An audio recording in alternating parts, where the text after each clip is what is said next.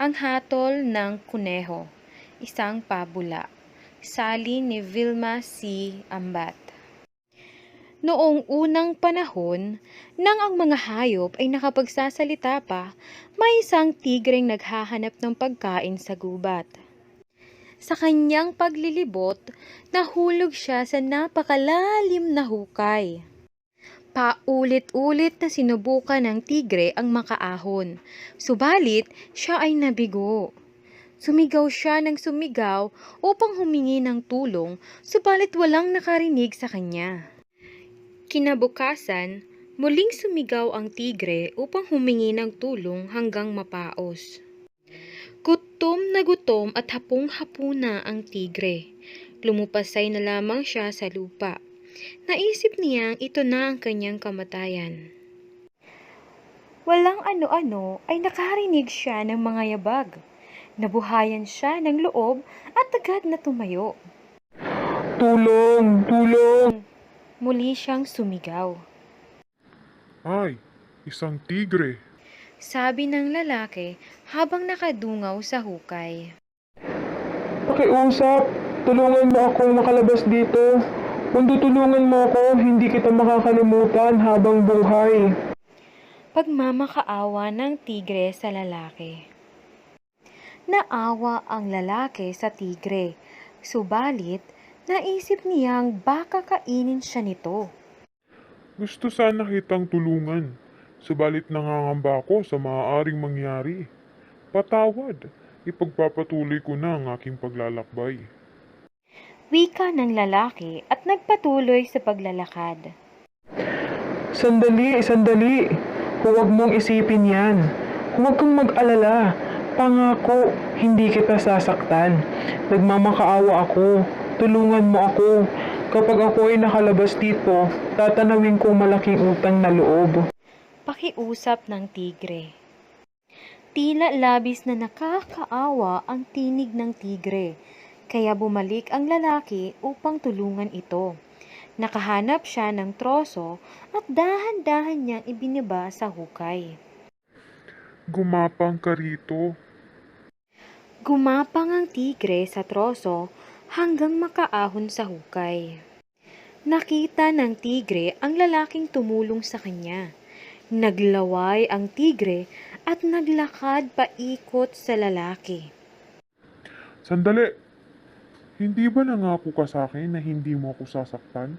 Ito ba ang paraan mo ng pagpapasalamat at pagtanaw ng utang na loob? Sumbat ng lalaki sa tigre. Wala na akong pakialam sa pangakong iyan dahil nagugutom ako. Hindi ako kumain ng ilang araw. Tugon ng tigre. Sandali, sandali! Tanungin natin ang puno ng pino kung tama bang kainin mo ako. Ang pakiusap ng lalaki sa tigre. Sige, pero pagkatapos natin siyang tanungin, kakainin na kita. Gutom na ako.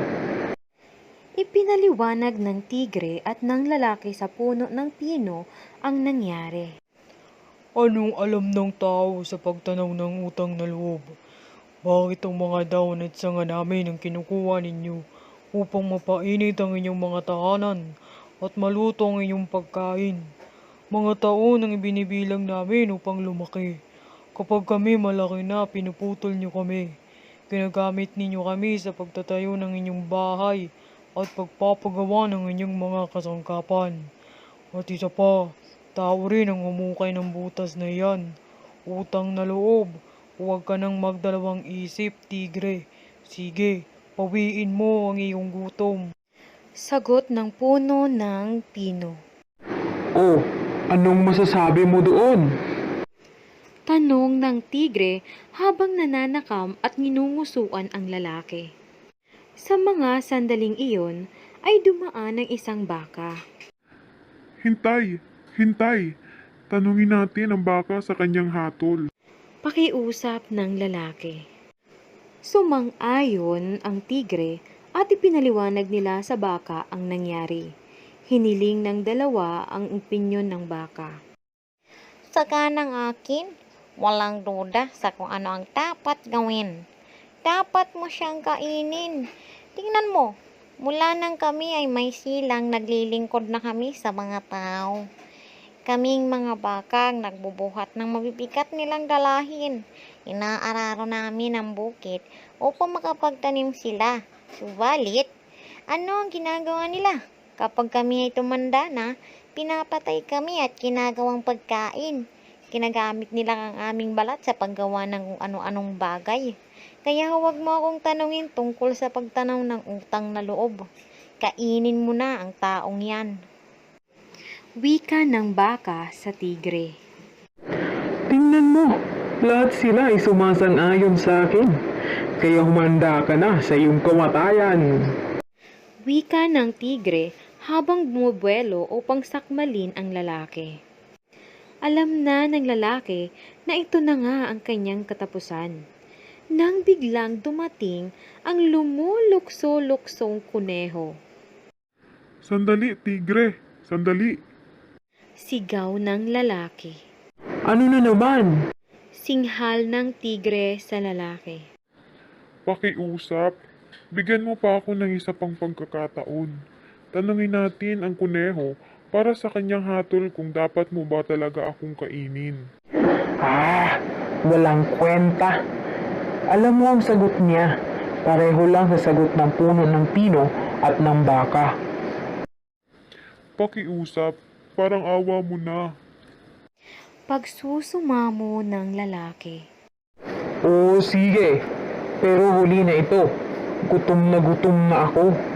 Sagot ng tigre. Isinalaysay ng tigre at ng lalaki ang nangyari. Matamang nakinig ang kuneho. Ipinikit ang kanyang mga mata at pinagalaw ang kanyang mahabang tenga. Pagkalipas ng ilang sandali, muli niyang idinilat ang kanyang mga mata. Malumanay at walang ligoy na nagsalita ang kuneho. Naiintindihan ko ang inyong salaysay. Subalit kung ako magpapasya at magbibigay ng mahusay na hatol, dapat tayo magtungo sa hukay. Muli ninyong isalaysay sa akin ang nangyari. Ituro ninyo sa akin ang daan patungo roon. Ang paliwanag ng kuneho sa dalawa. Itinuro ng tigre at ng lalaki ang hukay sa kuneho. Tingnan natin. Sabi mo nahulog ka sa hukay at ikaw naman ay nakatayo dito sa taas. Pumunta kayo sa mga posisyon nyo noon upang mapag-isipan ko pang mabuti ang aking hatol. Wika ng kuneho. Tumalon agad ang tigre nang hindi nag-iisip. Ang nais lamang niya ay matapos agad ang usapan nang makain na niya ang tao. Ganito ang kalagayan nyo noon. Ikaw, tigre ay nahulog sa hukay at hindi makaahon. Ikaw naman lalaki, narinig mo ang paghingi ng saklolo kaya tinulungan mo ang tigre. Ngayon, maaari na ako magbigay ng aking hatol. Ang problema ito ay nagsimula nang tulungan ng tao ang tigreng makalabas sa hukay. Sa ibang salita, kung ang tao ay hindi nagpakita ng kabutihan at iniwan ang tigre sa hukay, walang problema. Kaya naisip ko na magpatuloy ang tao sa kanyang paglalakbay at dapat na manatili ang tigre sa hukay. Magandang umaga sa inyong dalawa!